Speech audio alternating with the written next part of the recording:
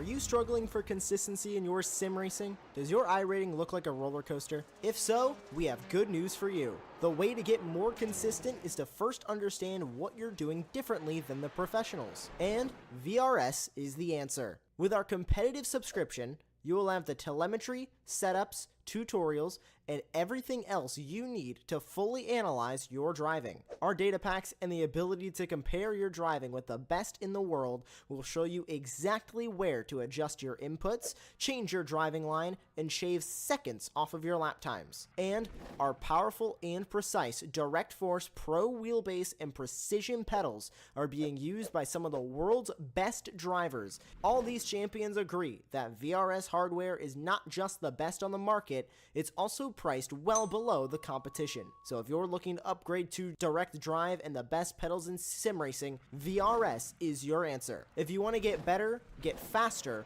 and make it happen sooner rather than later, you owe it to yourself to find out why so many people are switching to VRS. You'll be so glad that you did. Visit www.virtualracingschool.com and learn why the best use VRS.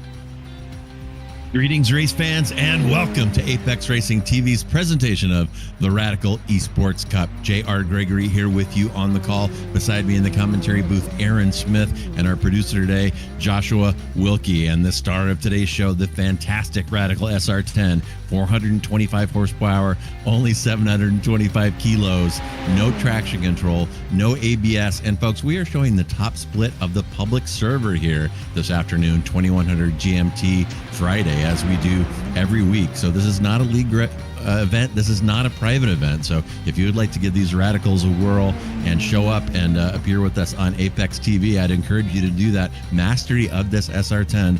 It is a handful, but it will make you better at every car that you drive. And our upcoming schedule, fantastic. Barber, these cars are going to be awesome at Barber, Sebring, Road America, and Green Hell Under the Stars, which is sure to be a fantastic show. But this week, week 8, here we are up in Canada. It's Mosport, opened in 1961 outside Ontario. Has played host to Can-Am, Trans Am, Formula One, MotoGP, and is currently host to a yearly IMSA event, which is fantastic. The current configuration for today, 2.5 miles, 4 clicks, 10 corners. And my notes here, my line eyes might be deceiving. My notes show that the current record is still held on to by an Audi R10 driven by Marco Werner. I'm going to have to double check that. That has a funny ring to it, but that means that those old P1 cars from the day are faster than the 70s F1 cars, which is nuts. But so Aaron, we were talking a little bit prior to the broadcast about this track car combination, and these long high-speed corners really highlight some things that these radicals do well. When they get going faster, they are able to generate some downforce, and they really are a hoot around this track. The one potential problem spot, of course, braking for Moss Corner and putting down the power smoothly out of Moss with no traction control and these little 4-cylinder EcoBoost turbos. The boost comes on. It can be pretty easy to spin up those rear tires, and we may see a little bit of that today. But what are you anticipating out of these drivers today? Well, I'm anticipating a really, really tough challenge. It's probably an unfamiliar track to a lot of these drivers. It's it's a track that you kind of either love or hate. I know you two seem to absolutely adore this track. I'm somewhat on the fence. I do love it in terms of hot lapping, and flinging a car into every single corner on this track is really, really good. It's super good when you get it right. For racing, though, I'm not so sure. I think I said last week that it's better for those lower tier motorsports like Formula 4 or Mazda MX-5 Cup. Once you start getting a bit quicker, then yeah, maybe this isn't the best track in the world, especially IMSA. But my God, the qualifying session's already finished. That lasted 5 minutes. That's what you get in a 13-car session. Holy cow! We did kind of fly through that 8-minute quali. It looks like iRacing has cut that short for us. So we'll go ahead and run through the starting grid for you now. And it is Andreas Friedrich on the pole, putting down a 112.4. That is flying, folks. My goodness. Next to him will be Lasse Sorensen in P2. The next row, Kane Halliburton next to James Barry, a couple of our fastest drivers here. Havard Gulliksen will be in P6 with Gonzaga next to him in P7. The next row, Iani next to Sali Raitanen. Behind them, Samir Kadura next to Todd Brandt, one of the two Yanks on the grid and not a familiar name to me. Behind them, Robert Radcliffe and Jake Pavinen. Maybe? Sure. And in P13, Lucky 13, out of Canada, defending his home track, that is going to be Christopher Yanakis. And we have seen him out here a few times before. And my goodness, we may not be using much of the blimp today. Look at that mist or fog over the track. And here we go. That we are green. Friedrich gets away really clean. It's going to be Friedrich from Sorensen, from Halliburton, who has jumped up a spot. Gulliksen behind him. So very clean start. Oh, and just as I say that, I see a couple cars spinning off into the kitty litter there in the back of the grid. But up front here, we are getting off pretty good. It is Friedrich from Sorensen from Halliburton. Gulliksen and James Barry has lost a position off of the start as we get underway here at Mosport. Yeah, I think there was 3 cars involved in the back there, but yeah, like you said, apart from them, it's been a relatively clean start. It is quite difficult to get an overtake done on this first lap.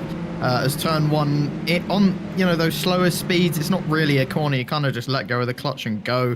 Then the real first corner is turn 2, and here's a replay of what actually happened at the start. I believe Sauli Raitanen was one of the cars involved, the two Finns not having a good start, and yeah, Raitanen just spun all by himself and crashes into Pavinen as well, which yeah, not too good of a start for those two. We probably won't be seeing much of them for the rest of this race. They're already 10 seconds behind the rest of the chasing pack, but it's been a fairly clean start so far. And Halliburton as well has moved up to 2nd place. Didn't have a great qualifying, but like we've seen time and time again, he's more than quick enough in the race.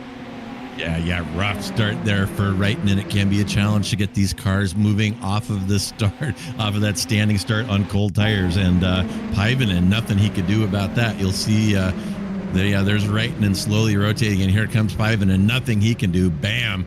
I'm not sure if Raitanen was holding his brakes there or not, but Pavinen got the worst of that for sure. And yeah, you're right, Aaron. They are way back, and these laps are going to tick by pretty quick. We're already coming on to the Andretti straightaway here on lap 2. That's Friedrich from Halliburton from Sorensen.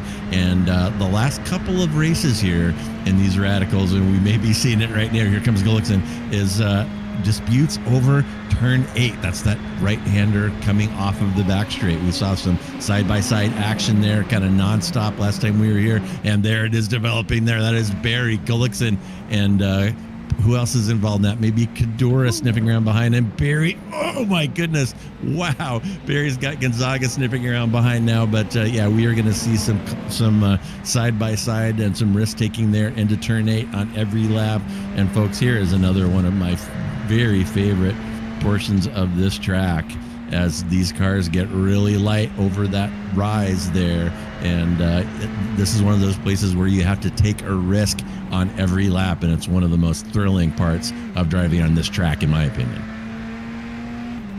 Well, I do agree with your opinion on that. Turn 2 is extremely satisfying once you get your throttle pinned all the way to the floor and you gain so much time for being that little bit braver on your qualifying lap. It's a very nice corner.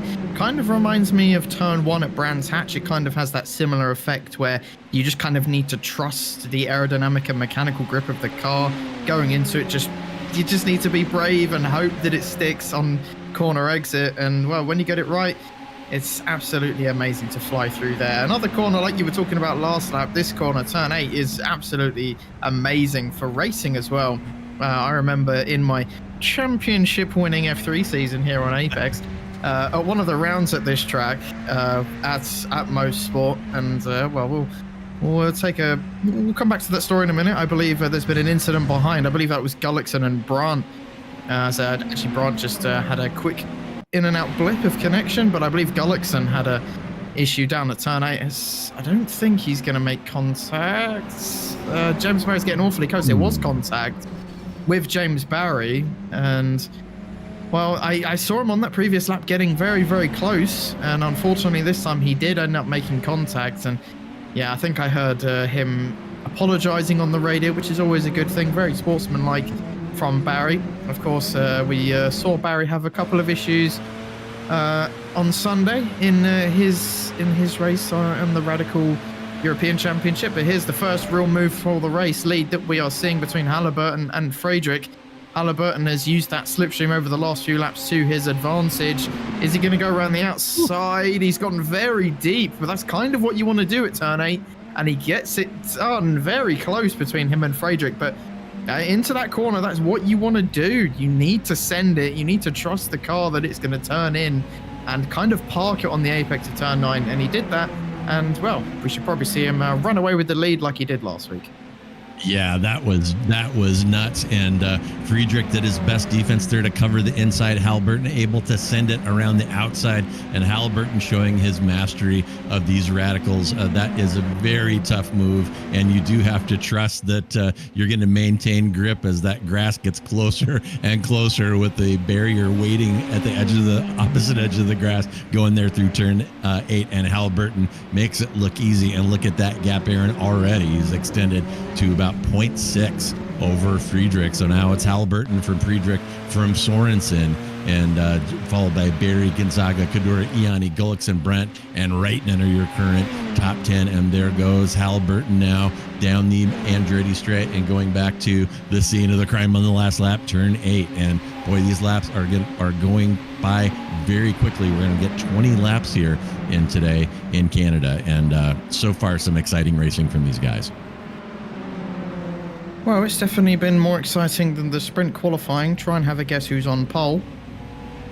I'll just leave that there for the moment, for those of you who probably don't want spoilers. But as our producer exclaims, it better be Max. Well, Josh, you're going to be very happy to hear that it was Max. So, unsurprisingly, yeah, same old. But, at least we've got this to bide the time. And, I mean, even this might end up being boring, as Halliburton's just, going to romp away with the win. So you never know. We got two dominant drivers into very, very different sports, technically. But Halliburton doing a fantastic job and kind of pushing Friedrich to his best at the moment. I would like to see Max doing one of these cars. He's quite good at iRacing. I think he has about 10k iRacing. I think he is genuinely ridiculous. I've only raced against him once, and it was really random. It was during week 13, and I hopped in a random BMW lobby, and he was in it. It was so random, but I was in shock. And obviously he won. I finished like a lap down, because this was like 3 years ago, I think, when I was kind of terrible. I'm a lot better since then, but these guys are probably a little bit better in the SR10 than I am, maybe. I'd like to find out one day. But anyway, it's Halliburton leading, and Friedrich just he's holding on to second place, but I don't think he'll really be able to challenge Halliburton that much. Yeah, Friedrich is hanging on. It looked initially like Halliburton was going to drive off, and maybe he's taking it a little bit easy to keep Halliburton, or to keep Friedrich coming along in his tow. And one thing that we do see, Friedrich is a very, very fast driver, but sometimes when the pressure is on, he'll overdrive it, leading to an incident. So we'll keep an eye on Friedrich. I know that he would love to be able to pass Kane Halliburton, but Halliburton is an absolute monster in these cars. I think he's sitting about 8.2 or 8.3K iRating. But you see here, coming into turn 8, that toe has pulled Friedrich right up to Halliburton's back bumper. The gap down to 0.3 here. And see if we can, who gets a better exit here onto the front straightaway, this critical corner, to put the power down, use every inch of the track, and get set up for another spin through turn 1, this right-hander, and this thrilling turn 2. And Josh, maybe stay with this just for a second so the folks can see this. Where's the apex? It's there somewhere. You just have to trust it. The car gets light right there. You got to catch it if it starts to wiggle. And man, oh man, such a blast to drive these SR10s at Mosport. And hopefully watching this and hearing us talk about it will tempt a few more of you into this series, because it really is a fantastic group and great racing. Just a random point that came into my head. Canada in the sim is looking an awful lot like home for me right now. It's awfully cloudy, awfully grey. Don't think we're going to be seeing rain this session anyway. I don't think rain has quite made its way onto the Radicals yet. If it does, and if it ends up in the official series, then well, next season is going to be very interesting. I don't know how difficult it is to add rain to these cars, but hopefully we'll see it being added to more and more cars in the future, so we can have a little bit more sprucing up the action up and down the iRacing calendar, as James Barry tries to close back up to Sorensen after he had his little issue with Gullickson on those opening few laps. And Barry seems to always have good pace, but just sometimes makes a couple questionable decisions that can cost him a lot of places.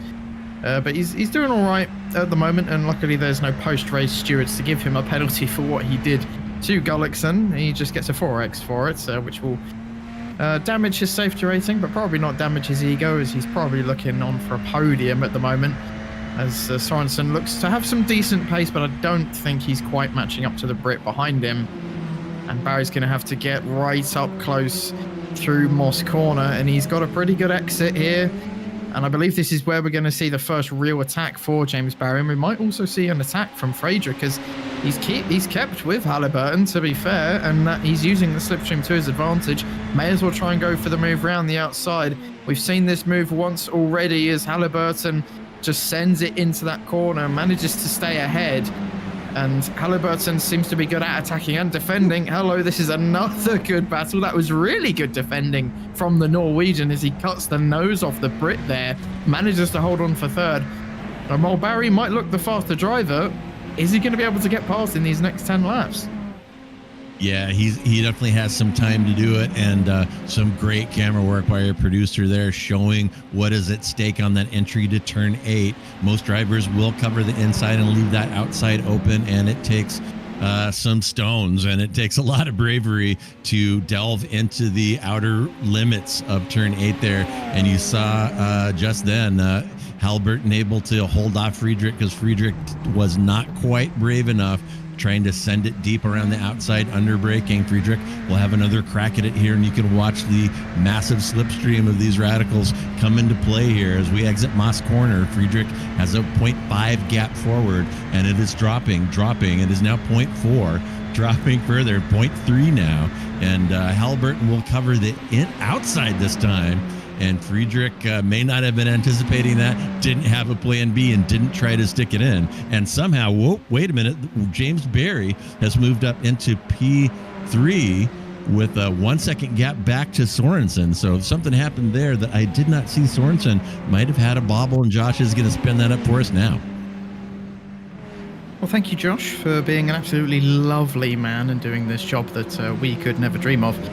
Here is Barry, and yeah, that was Sorensen on the exit of Moss, and just got the tyres really lit up. And I mean, Moss, we were talking about it last week, it's genuinely one of the most difficult corners in all of sim racing, on entry and the exit. It's just such a, I wouldn't say awful corner, it's just a challenge that requires you to be on the edge 100%. Is probably one of the only corners where you have to basically do qualifying every single lap. You have to just send it every time and hope it sticks. You can see the car sliding through the corner and then slightly too eager on the throttle. The turbo there kicking in, biting him in the backside and sending him nearly into a spin. Managed to hold onto it well and only lost one position for it, but unfortunately means that he won't be able to fend off James Barry anymore, and Barry will just be able to romp away into third, and that will probably be the end of what we're going to see from him, as he's not really got much else to do now. The two in front of him are a little bit quicker than he is, although albeit not by much, only about a tenth a lap, but still quicker than him, as Gonzaga has gone quicker out of anyone in front of him, although I'm guessing he's being helped by the slipstream of Sorensen. But then again, Friedrich's being helped by the slipstream of Halliburton. And, well, I mean, the slipstream is powerful in this car, let alone around this track. It really does keep you in those fights. But, of course, around these high-speed corners, it can also hinder you if you don't know how to handle that dirty air properly. But with these guys having as much experience as they do, I imagine they can handle it just fine.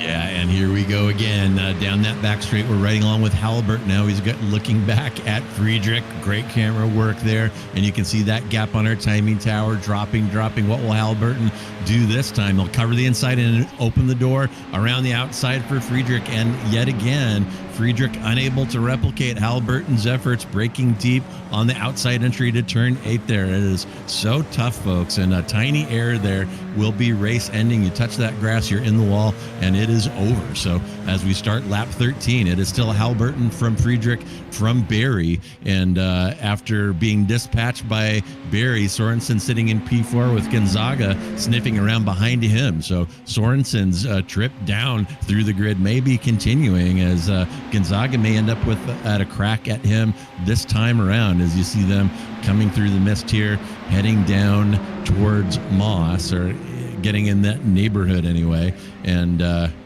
meanwhile, Halliburton and Friedrich, they have driven away. It is a 3.5 second gap from Friedrich back to Barry, and turning into a track day for Barry with a 2.5 gap back to Sorensen, who, as I said, going to be under attack from Gonzaga potentially on this lap.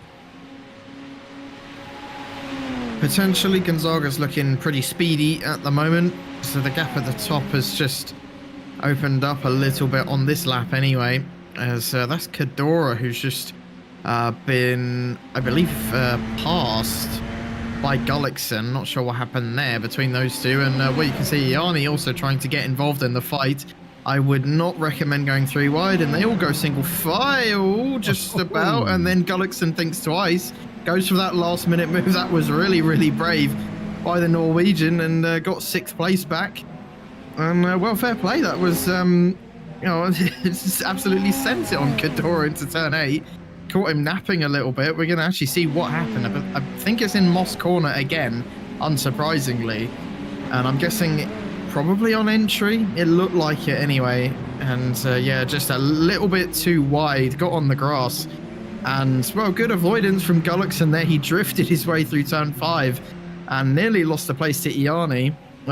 You know, momentarily got the place back from Gullickson, and then, well, the Norwegian just sent it into turn 8. Fair play from all 3 of them.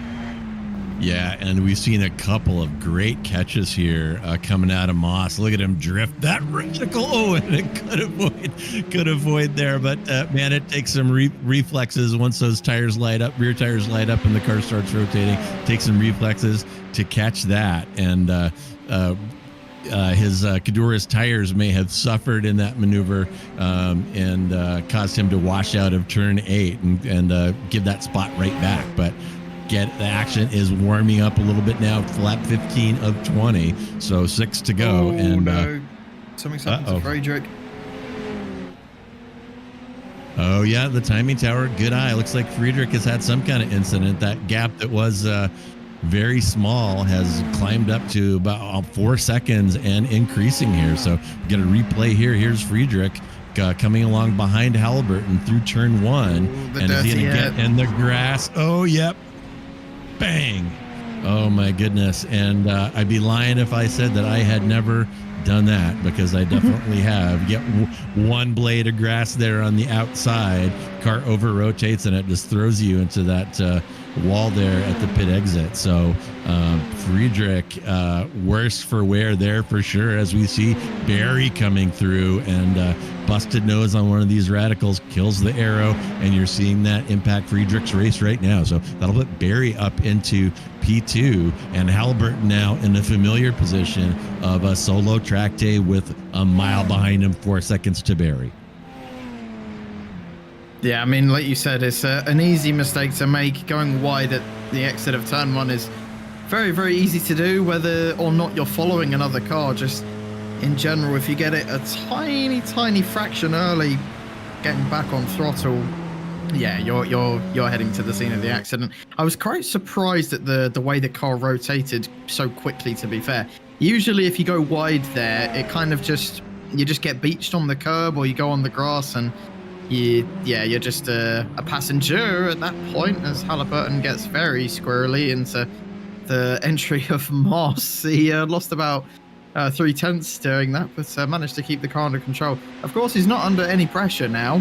He's got nearly 5 seconds between himself and second place, as this is a Yannikis all the way down in 12th place and a lap behind, unfortunately. Not doing the Canadians too proud today. Our producer Josh is going to be rather disappointed with that one, but Halliburton kind of in a world of his own, and just doing some quick laps, and we probably won't see much of him for the rest of the race, but this three-way battle's still going on, and this is for 6th place as Gullickson tries to replicate the move he did a couple laps ago. This time doesn't work on Cadora. The Cuban driver, too wise to that one, gets up into 6th place. I don't think this battle's over though, but for now anyway, Cadora's up into 6th, and it's great racing between these three. Iani though, the third in this 3-car train, is always in that awkward spot where you kind of can't get involved, because if you do, it's probably going to end in an accident. You just have to be patient and wait for a sneaky opportunity to gain 2 places in one corner. Yeah, and these three, this is really where most of the action is at this point. Halliburton having driven away, and notably Halliburton still flogging that radical. We saw him get a little squirrely on the entry to Moss last time around, and Aaron, I'm wondering if he wants to rest that purple lap away from Friedrich. It's about 12 hundredths separating Andreas Friedrich fast lap from Halliburton. So Halliburton may be seeing that on his timing screen, and that may be nagging him a little bit. You might want to knock Friedrich off the top step in terms of fast lap. But here we are back with the Gonzaga, Cadura, and Gullickson still fighting, still slugging. And that's one of the great things about this radical community and these radical races. No matter where you are in the order, people are always fighting like if it's for P1, and can really result in some great and entertaining stuff here. Yeah, definitely. It can be a fantastic day of racing here at Mosport, or it can be awful and incredibly boring. You kind of, it's one or the other. It's never in between. And I'd say we're getting a pretty good day of action at the moment. This three-way battle being the key points at the moment. You've got the battle for P4 between Sorensen and Gonzaga that will go on until the end, and Friedrich will just have to hold on to third if he can with the amount of damage he has. And you just see there how squirrely this SR10 can be on the entry to Moss, and you have to be aware of that going into the corner. You have to be brave enough to stick it out and trust the car that it won't loop around. And Gullickson did exactly that, and he got a good enough exit to pull alongside Cadora, but it just looks like he's lacking that straight line speed. It's a fixed setup, of course, so setup's not taking into account. That's very wide, very aggressive defending from Cadora, just pushing Gullickson slightly offline and nearly put him into the grass, but it was fair racing between them both. Cadora just pushing the limits as much as he can. Iani thought maybe he could get an opportunity to overtake one of them, but unfortunately he's still in 8th. He must be getting frustrated at this point. Here's Reitinen though, battling with this is Brunt, I believe, that he's just overtaken for 9th place, and he's making a semi comeback from his pretty woeful start. Yeah, and Gullickson pulling the trigger a little early on the back straight on that attempted pass. He kind of pulled out into dirty air very early after the exit of Moss. And pro tip, the left side of that back straight is a steeper hill than the right side. So you want to stay right as long as possible. And you saw Gullickson there go left early and like drove into an invisible wall of cellophane and could not get the pass done. And Iani is going to do the same thing here.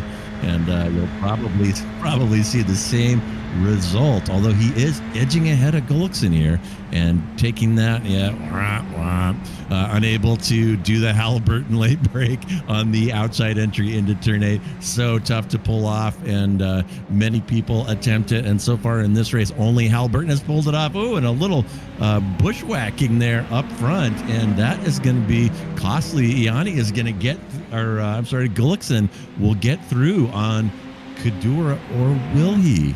No, I thought he had that one done for sure. And man, these three are putting on one hell of a show for us today. I was hoping he'd send it up the inside into turn 3, but he just backed out at the last minute. I mean, this will be incredible. Into this next corner, infamous Moss corner. If he doesn't go for it. Damn it! I was gonna hope for an almighty send into the corner where overtaking is probably 99.8% impossible. But that last 0.2% is maybe a bit of luck. But here we go. This is going to be the last little bit of battling that we're going to have on this last lap, most likely.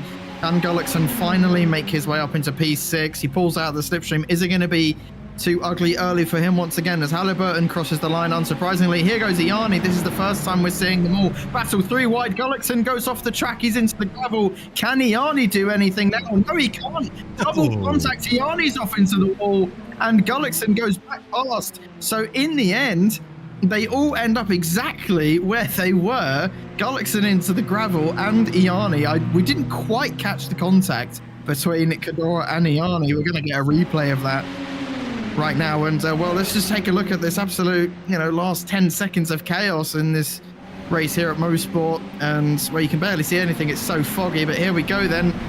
Gullickson there just got too wide. Then into this next corner.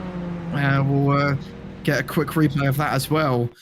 And hopefully we can see it from either Kadora or Iani's perspective and just see what on earth happened there. Yeah, Gullickson just kind of went in a bit too early, got wide, and bit of netcode, but at the same time, Kadora was very aggressive, swiping right, but a tiny bit of netcode might have cost the Italian a shot at 6th place there. Yeah, little hip check there. There was quite a bit of daylight between those two cars, so netcode definitely involved, but there was also a significant swerve over toward Iani, and that was enough to knock him into the grass, off the barrier, and that will cost him a couple positions. And here it is from Iani's perspective, holding the inside, holding, looking good here until doink. Oh, yeah, I don't know. I might have a conversation after this one if I was Myron. That was a little iffy, I would say. But my goodness, fantastic action here at Mosport. And holy cow, I'll tell you what, I will take a peek outside and see if there's anyone waiting to chat with us. And Aaron, why don't you and Josh take care of the final standings? Gladly, I will do that for you. As we saw that last incident, that was kind of the only battling we had left out of everyone on track, which was fairly disappointing, but just a couple incidents here and there left everyone, sort of really far spread out. But it was a good day of racing nonetheless. And well, at the end of it, it was Kane Halliburton winning again. Shock. He seems to be winning every single race that he takes part in. 4.5 seconds ahead of James Barry. He put on a good performance in the end. Of course, Barry had that incident with Gullickson at the start, so maybe a little bit skewed that second place, but either way, he had to be there in the end. Friedrich, without that mistake, what could have been for him? Could have been battling for the lead. It would have been unlikely, but not impossible for him. What could have been for Andreas Friedrich? We'll see what he can do in the weeks coming. Lasse Sorensen had a bit of a quiet one in 4th. Gonzaga probably should have caught up to the back of him, but just lacked that finesse on those last few laps. Kadora had a fairly underrated performance. We've not really seen too much from him. Of course, battling with Gullickson and Iani throughout those last few laps. It was a fantastic battle. I'm not so sure that that's fully on Cador. It was just one of those awkward incidents and obviously a bit of netcode. So I wouldn't put it completely on him, but was still aggressive nonetheless. Gullickson probably should have finished P6 without that mistake and incident with James Barry. What could have been for him as well. Iani with that last lap crash, of course, finishes in 8th. Ryson with that awful start finishes 9th. Brant in 10th place. Radcliffe in 11th. Yanakis in 12th. And Pavinen didn't really see him much after the first few laps as he decided, I can't be bothered, I'm just going to leave this here. And he will suffer a big iRacing loss and probably a bit of a hurt ego as well. Alrighty, Aaron, and thank you for that grid rundown. And we have with us James Barry. James, pretty good drive today. A little rough off the start. You fell from 4th to 5th, but it seemed like patience just kind of delivered that P2 right into your lap. So how'd you enjoy Mosport today? Well, it's a really fun track. It's really fun to drive in. It's a shame that was a single split today. It was funny seeing those kind of the lower 3 drivers and then like lots of regulars here. So shame that participation is quite low, but we all have a lot of fun when we turn up. And for me, I mean, I had that crash with Havard Gullickson, which I was trying to like make a pass into the last turn, and then I was following really close behind him, which is maybe too risky. And his car kind of slowed down a little bit on the curb, and I went straight into the back of him. So I think that's my bad. I had to apologize to him. Then after that, I was patient with Lasse Sorensen in front of me. Managed to get past him, and then something happened to Andreas, unfortunately. He was challenging for the win. So it was okay. Yeah, and Friedrich was all over Halliburton for 90% of that one. And he had a little incident coming out of Moss where we saw a few problems today and took some damage, and that's what essentially gave you that P2. So, talk to us a little bit about, we had some discussion during the broadcast about kind of our favorite spots on this track. So where is your favorite place to drive on Mosport, and what gives you the best feeling when you know that you just nailed it? Well, I think I'm not sure. Is Moss the double? Is Moss turn 1, or is it the double right-hander? Moss is that low speed double right before the backstrip. Yeah, so it's interesting. Like every other corner on the track is quite gentle and a really nice flow, and then Moss is obviously the really tricky one. And all week I was kind of struggling with Moss, but then I was watching how other people take it and developing the way I do it, and now I feel really hooked up there. So overall, it's really just the whole track is really flowing. And if you can get Moss right, then you can get the whole track right, I think. That's the real challenge here. Yeah, that is a good one. And we were talking about that. It seemed like it can be difficult to be patient on the throttle and get the power down smoothly out of that exit onto Moss. We saw a couple of incidents there. One of them that we just mentioned involving Friedrich. So, all right. Well, that's interesting. We always like to get pro tips from James Barry, who last time I checked is sitting at P1 in the world in the Radical Esports Cup. So going to defend his title from last time. James, thanks for coming by and sharing your thoughts with us. And as we wrap it up, is there anyone you would like to thank or give a shout out to today? Just as always, everyone who turns up to these races and you guys for the show. So thanks a lot, guys. Yeah, absolutely. Thank you, James. And that was James Barry, our P2 from today here in week 8 at Mosport and P1 on the season. And as we conclude our broadcast here, I want to remind you that we are not just about these fantastic radicals here at Apex Racing TV. We have got some of the best esports racers, some of the best cars, and some of the best tracks out there on YouTube. And coming up this weekend is no exception. Sunday, we'll give 2 Ray Esports Weekend Warriors events. The Spec Racer Ford Weekend Warriors and the Formula Ford Weekend Warriors will both be at Belle Isle. So get your extra body panels ready for that one. And Monday, we'll start the week off strong with ARL Sports Cars. That's Apex Racing League Sports Cars, a new series at Aragon. And on Tuesday, the Ray Esports Racing League will visit Homestead. So don't forget to hit subscribe to Apex Racing TV. And after that, don't forget to hit that notification button so you don't miss any of the action. And that is going to wrap us up for week 8. And as always, thank you so much for joining us. Have a fantastic Friday, a great weekend. And this is J.R. Gregory signing off for Aaron Smith, Joshua Wilkie, and Apex Racing TV.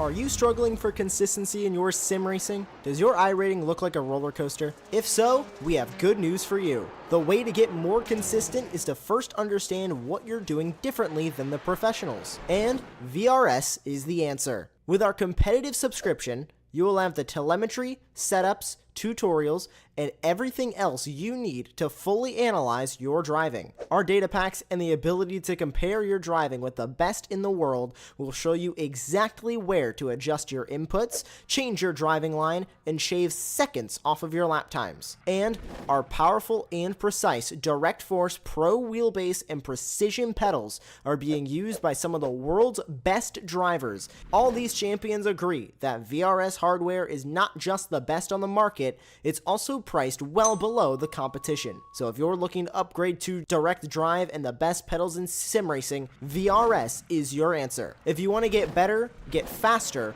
and make it happen sooner rather than later, you owe it to yourself to find out why so many people are switching to VRS. You'll be so glad that you did. Visit www